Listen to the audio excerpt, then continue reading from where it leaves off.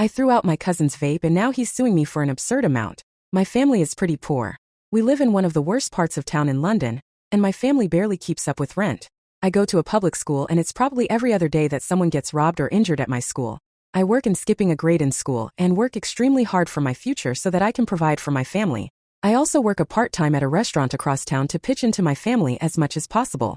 My uncle, on the other hand, is an extremely wealthy businessman. He was my father's younger brother and got really lucky with business, but he refuses to help out my father because he says that he had to work hard for his money, and that my father didn't work hard enough so he deserves the conditions he has. My cousin is incredibly spoiled and one of the most bratty kids I've ever met. He's always trying to flex on me, and because it was New Year's I had to go and babysit him like usual. Now you would think that as a 16-year-old it would be easy to take care of an 11-year-old. As we were walking he told me he wanted to go to a party. I wasn't sure if he meant a birthday party, but I ignorantly agreed. That's when we got to a club.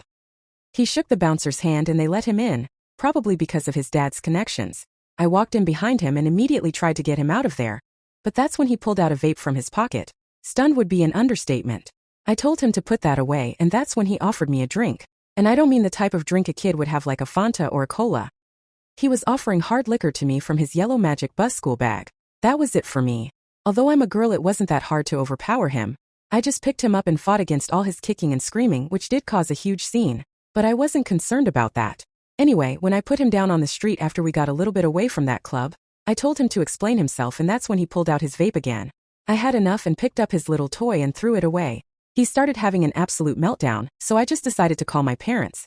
A couple days later, my parents informed me that my little cousin was seriously mad and was threatening to sue me for assault and for throwing out his property, his vape.